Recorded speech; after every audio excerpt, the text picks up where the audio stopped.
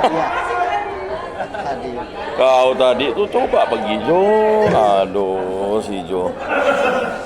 Nanti lagi nyanyi. Kenapa sih tidak mau?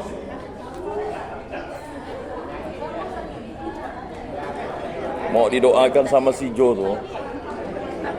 Ayo Jo. Hadiah. Dapat hadiah lah. Kau dari tadi masa kau disuruh mimpin doa Angelus. Yo. Yo.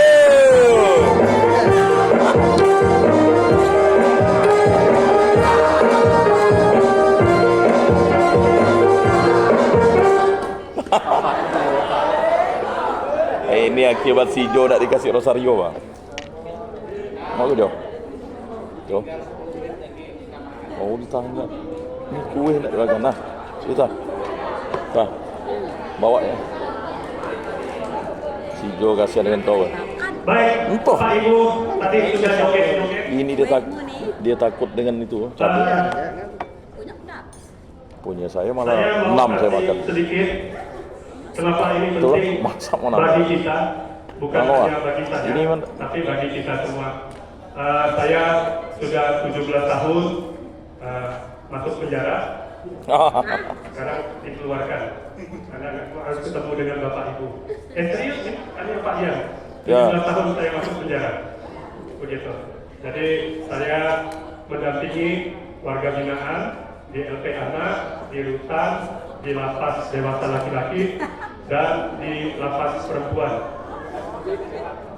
Nah, puji Tuhan, sampai detik ini, 17 tahun saya keluar masuk penjara, saya belum pernah ketemu penyuluh agama Katolik.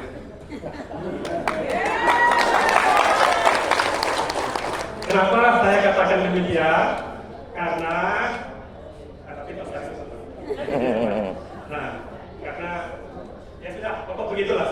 Ya, dulu 17 tahun yang lalu ketika saya mulai pelayanan, itu warga kita yang masuk di penjara itu jari itu tidak penuh. Tidak banyak. Sekarang, puji Tuhan, alhamdulillah makin banyak. Kata Pak Prabowo, jangan tertawa, sedih hati saya gitu. Ya, kenapa? Nah, banyak hal Bapak Ibu. Ya, banyak hal. Satu saja yang saya mau sampaikan kepada kita. Ternyata dari sekian banyak yang masuk di situ, semuanya hampir rata-rata 60% adalah pemakai Narkoba. dan pengedar. Nah, bukan hanya orang-orang yang biasa, yang luar biasa pun ada di situ. Ya kan? Makanya saya kadang-kadang selalu komunikasi dengan Pak Sales. Dulu masih ada zaman-zaman teman-teman yang sekarang sudah disekat. Ini harus menjadi perhatian kita semua para penyuluh. Karena kalau bukan kita yang ngomong, siapa? Kemarin di LP Anak ada masuk lagi 5. Dari Bekayang banyak, kemudian dari Sintang pun banyak. Iya kan? Nah, di LP Perempuan kemarin ada tambah 6. 2 kota, 1 Singkawang, 1 dari Cagoy, kemudian ada dari Sanggoledo, kemudian ada dari Sintang juga. Artinya apa Bapak Ibu? Saya selalu bilang, tidak cukup kalau kita nih, misalnya penyuluhan, minta maaf, hanya ngomong tentang kita puji itu.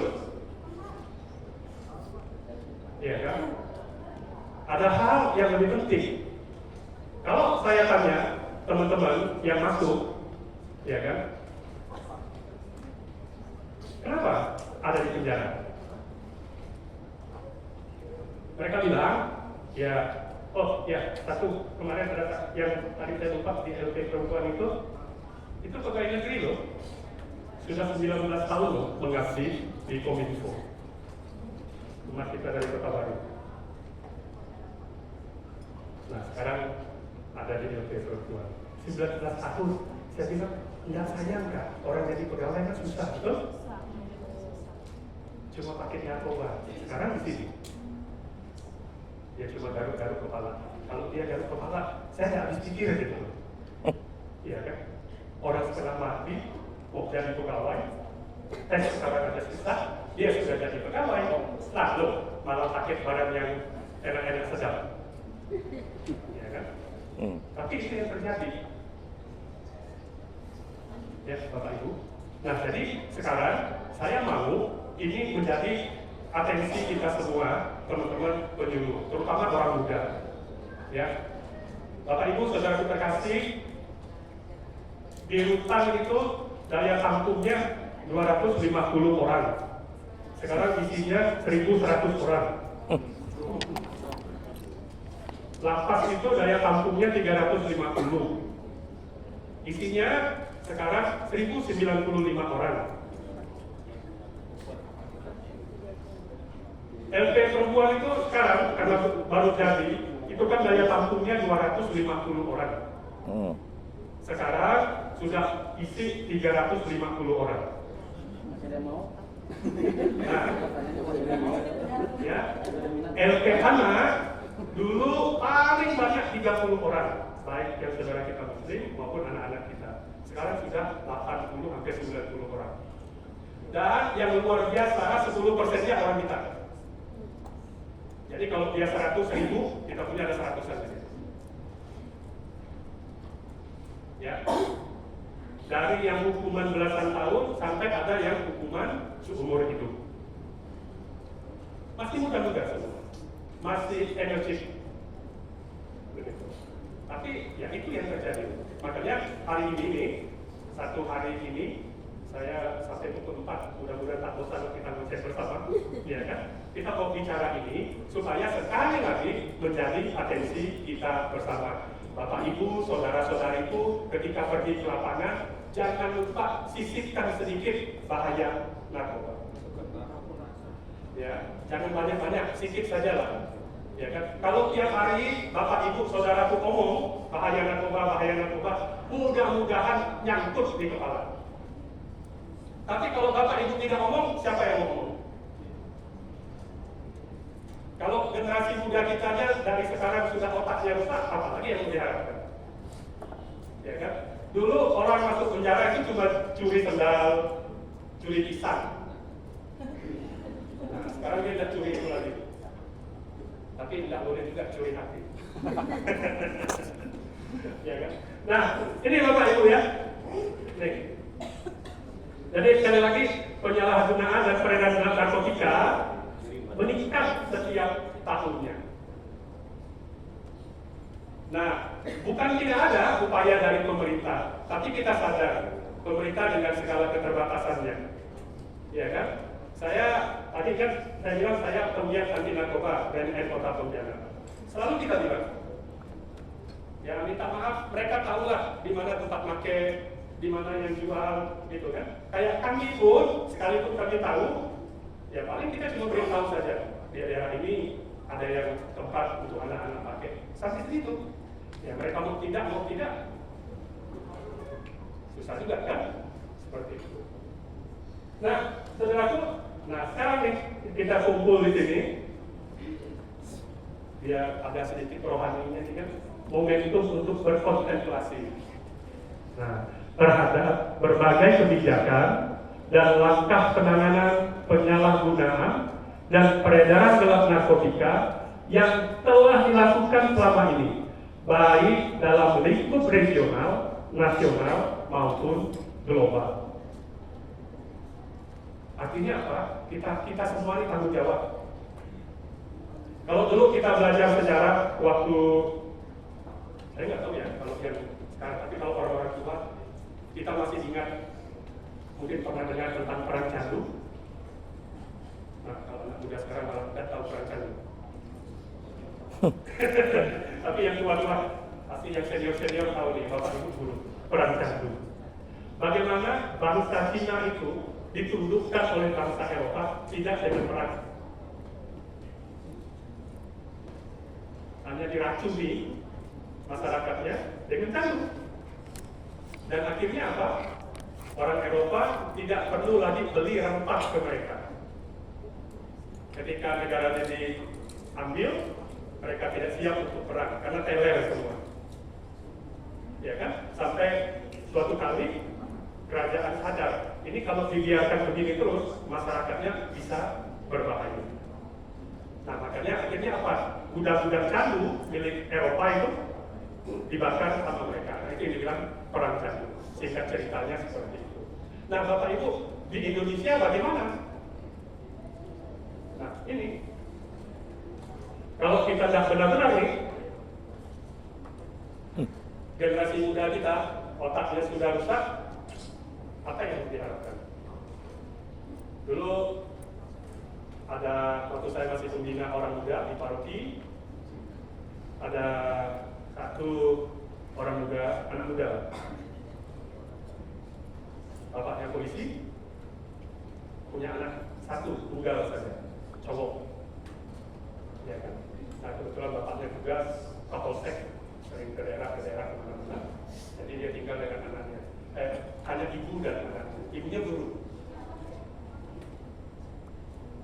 Nggak tahu ya, mungkin salah pergaulan atau apa. Akhirnya apa? Pelan tapi pasti, barang-barang di rumahnya pindah tempat. Dimulai dari yang gampang. Dulu kan ada model DVD player kan. Nah, kemudian tape hilang, TV hilang, pokok terus tabung gas 3 kilo hilang. Nah terakhir ketahuan ketika bapaknya sudah pindah tugas di Pontianak, waktu mungkin ya Tuhan mau kasih tunjuk lah sama bapak. Itu tiap kali dibelikan motor, selalu motornya tidak berapa lama hilang. Nanti dia bilang dipinjam temannya atau digadaikan, dibelikan lagi baru. Anak semata wayang loh, iya kan? Dibelikan baru, gitu lagi terus. Nah sampai satu kali bapaknya pulang sore, pulang dinas, anaknya lagi ikut tabung gas yang 12 kilo itu. Nah kelihatan sama bapak. Tetangga sekitar tidak mau ngomong karena takut. Toh bapaknya polisi kan lebih tahu. Apa yang terjadi di RT tersebut? Hampir perang dunia ketiga. Ketika bapaknya negur si anak ambil parang, bapaknya udah satu pistol. Sampai keselnya gitu. Karena waktu dinasihati anaknya melawan. Karena otaknya kan sudah tidak beres kan.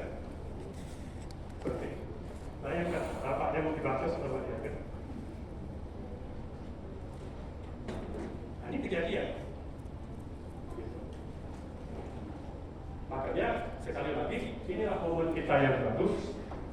Ayo dong kita sama-sama perhatikan saudara kita dulu dari lingkup keluarga, warga sekitar, nanti ke lingkungan, ke stasi, ke paroki.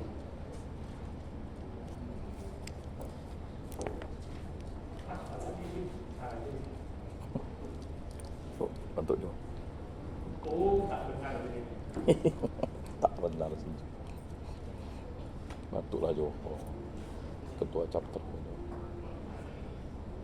Ini tema global Hari Anti Narkotika Internasional tahun 2024. Pencegahan gitu.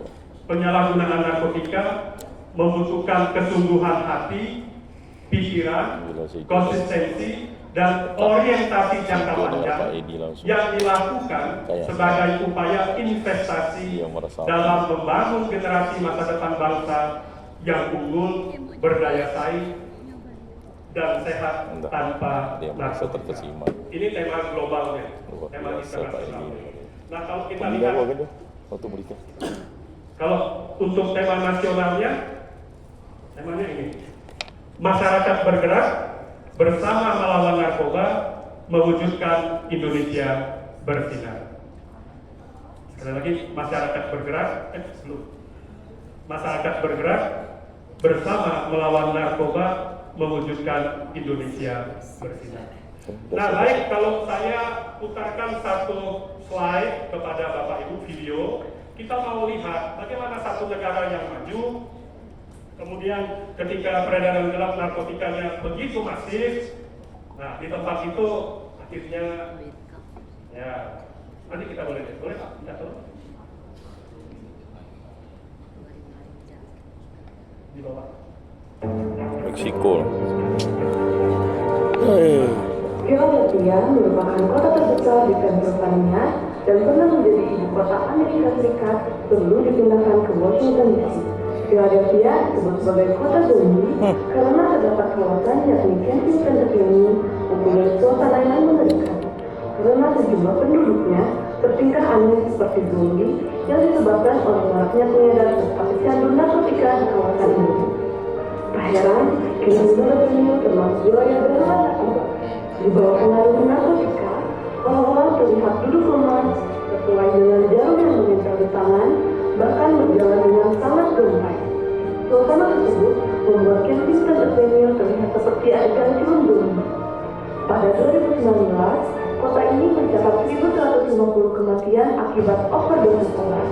Angka itu naik menjadi 1.214 pada 2020 dan diperkirakan mencapai 1.250 pada 2021. Selain itu, Philadelphia juga mempunyai tingkat kriminalitas yang tinggi. Dalam survei di tahun 2022 oleh The Financial Times, sebanyak 70% cantik cewek Jo. dominasi kejahatan, narkoba, dan keselamatan publik merupakan masalah terbesar yang dihadapi kota tersebut. Di Indonesia sendiri, BNSI mencanangkan program Kabupaten Mata Kota Tanggap Ancaman Narkoba dan tingkat kota di bawah Deputi Bidang Pemberdayaan Masyarakat untuk menghindari kota Indonesia dari ancaman tersebut. Kota merupakan suatu kebijakan BNSI yang mendorong ke arah berbagai sektor pembangunan di wilayah kabupaten atau kota atau stakeholder yang berorientasi pada upaya mengantisipasi, mengadaptasi, dan memitigasi ancaman narkoba. Untuk mewujudkan hal tersebut, BNSI memerlukan berbagai dukungan dan kerjasama dari berbagai macam kalangan. Dan peran serta masyarakat dalam program kota ini diharapkan mampu memberdayakan masyarakat dengan melibatkan seluruh lapisan masyarakat untuk mewujudkan masyarakat yang tanggap ancaman narkoba untuk Indonesia tercinta.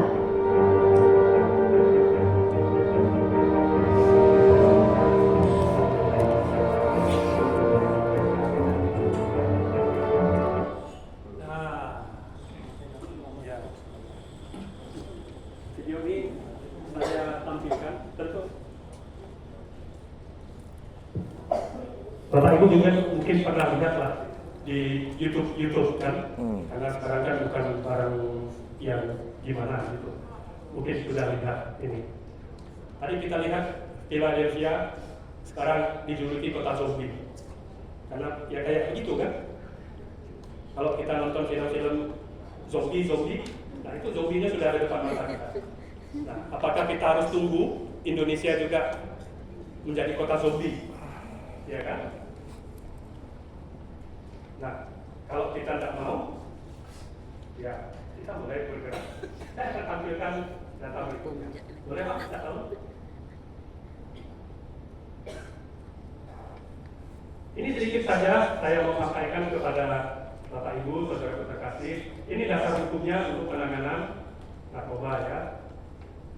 Ini Undang-Undang Nomor 35 Tahun 2009. Nanti bisa dilihat sendiri lah, cari. Ya, ini semua sudah ada, gitu loh. Ini ya Instruksi Presiden Nomor 2 Tahun 2020, Peraturan BNN Nomor 5 Tahun 2021 tentang Kabupaten Kota Tanggap Ancaman Narkoba, Permendagri, Surat Edaran Gubernur Kalbar 354 Tahun 2021. P4GN di Provinsi Kalimantan Barat, Surat Keputusan Wali Kota Pontianak, Peraturan Daerah. Nah ini saya tampilkan ini ya, karena saya orang kota, begitu. Nanti yang di daerah yang bisa dilihat. Nah, dasar hukum untuk penanganan narkoba ini tentang tindak pidana narkotikanya biasa Undang-Undang Nomor 35 Tahun 2009. Kalau kita lihat, ini ada ketentuan pidananya pasal 111 sampai dengan 148. Kalau pengguna, ini kena pasal 127. Ancaman hukumnya paling lama 4 tahun dan denda 800 juta sampai 8 miliar. Tapi setahu saya, selama 17 tahun masuk penjara, belum pernah juga saya ketemu orang didenda sampai 8 miliar. Tidak mampu. Nah, ya, karena duit ini tidak ada. Jadi kalau saya bilang memang duitnya banyak, itu kalau kita bilang itu uang hantu dimakan setan. Cepat dapat, cepat hilang. Uang hantu dimakan setan. Ya kan? Si Seperti itu. Nah, semangat Jo. kalau pengedar atau kepemilikan pasal 114, 112, 111 sampai 115. Ancaman hukumannya minimal 5 tahun. Ya kan? Dendanya 1 miliar sampai 10 miliar. Ada kabar menarik. Kalau dulu waktu Kementerian Hukum di bawah Pak Denny Indrayana, narkoba itu dengan korupsi masuk di dalam extraordinary crime, tidak dapat keringanan hukuman. Sekarang dirubah lagi, dia tidak masuk extraordinary crime, jadi sudah berlaku dengan hukuman yang sama, dapat pengurangan hukuman lagi. Macam mana orang mau tobat? Ya kan? Tidak dapat pengurangan hukuman saja begitu banyak, apalagi sekarang dapat pengurangan hukuman, ya, tambah banyak, begitu. Satu kali Bapak Ibu, saudaraku, ada bandar narkoba dari Malaysia. Itu hari ketangkap 30 kilo sabu. Aduh. Bisa sakau. Ya. Sekabupaten. Dan saya itu hari diminta sama teman-teman pengurus gereja di dalam itu, Pak Ed, ada satu warga binaan kita yang meninggal. Di mana? Dia bilang sudah di rumah sakit Sudarso. Tolong Pak Ed bantu doa. Gitu. Jadi saya pergi ke rumah jenazah, saya doakan yang meninggal. Nah, ketika saya selesai doa, saya mau pulang, kemudian teman bilang, Pak Ed, masih ada satu lagi. Di mana? Itu yang di depan pintu masuk. Itu siapa lagi? Ini satu kawanan. Gitu. Dua-duanya dari Malaysia. Jadi, ini bandarnya kan. Nah, yang menarik itu begini Bapak Ibu. Yang satu nih, yang di Rutan, ini sudah diurus oleh konsulat jenderalnya. Jadi dipulangkan ke negaranya. Yang satu ini tidak ada yang ngurus, ya kan? Nah, saya bilang sama orang konsulat Malaysia, ini warga Malaysia juga, siapa yang urus? Dia bilang, kami tidak tahu, kami tidak punya dana. Loh, kalau tidak punya dana, gimana ceritanya? Saya tanya dengan Kementerian Hukum, teman-teman di lapas. Terus ini prosesnya gimana? Kami juga tidak punya dana Pak Ed. Mungkin Pak Ed dari gereja bisa bantu. Nah, Masya Allah, ada bisa. Dah ngucap dah. Bisa begini ceritanya nih. Orang udah mati aja susah nih. Kita udah bantu doa kan? Ya udah, kami bantu siapkan peti. Saya telepon deh teman-teman yayasan Paguyuban Kristoforus. Siap Pak Ed, kami siap kasih peti mati. Nah, sekarang ini membalikannya gimana nih ngantar pulang ke Malaysia kan? Tidak ada satupun yang utang jawab. Kita tidak berani kuburkan. Kubur jok itu. Nah, tidak berani. Karena takut dituntut keluarganya kan? Tak boleh. Karena ditelepon, ini keluarganya di Malaysia tidak ada yang angkat. Polisi ada, dari Kementerian Hukum ada, konsulat Malaysia ada.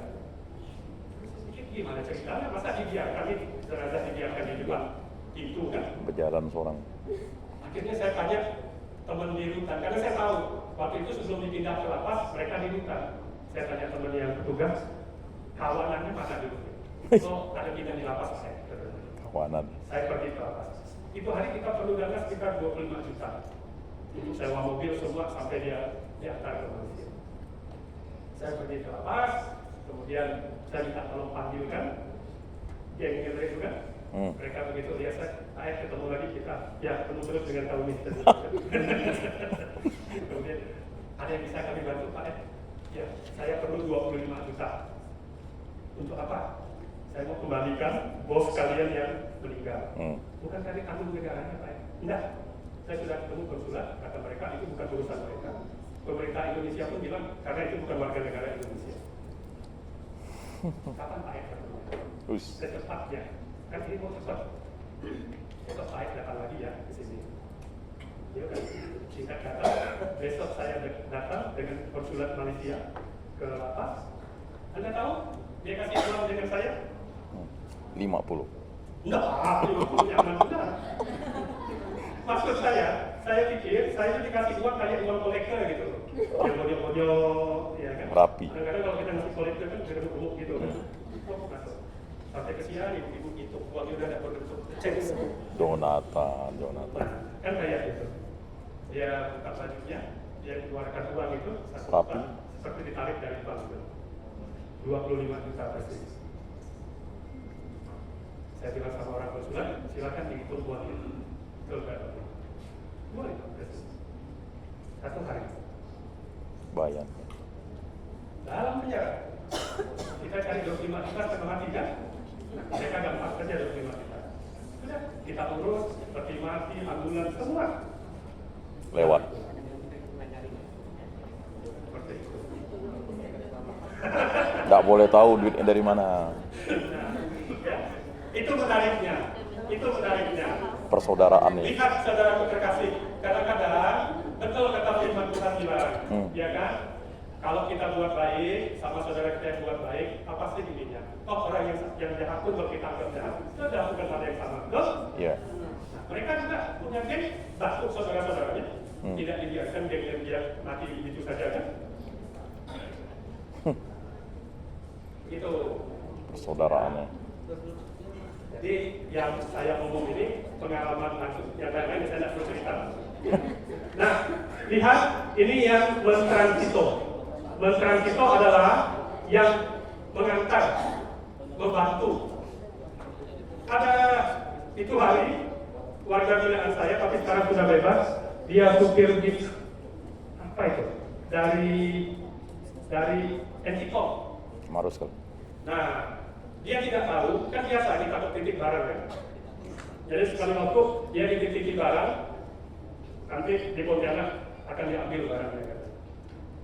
Lah. Begitu dia tidak pernah cek barang itu apa. Begitu sampai di Pontianak, dia telepon orang yang tadi dititipi, dikasih nomor telepon. Begitu serah terima, polisi itu sudah tangkap dia. Dia kena 15 tahun penjara.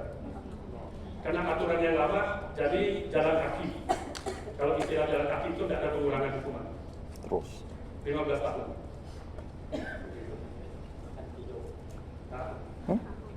Nah, ya, syukur. Sekarang dia sudah bebas. Saya bilang hati-hati. Jadi hati-hati juga kalau ada orang titip-titip yang kita tidak kenal.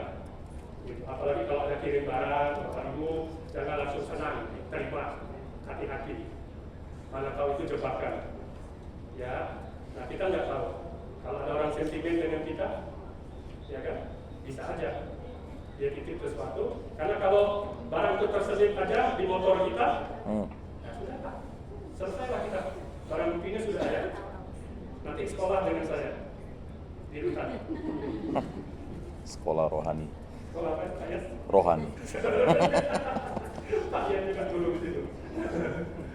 Nah ini ya, ini lihat dendanya 800 juta sampai 10 miliar yang bawa.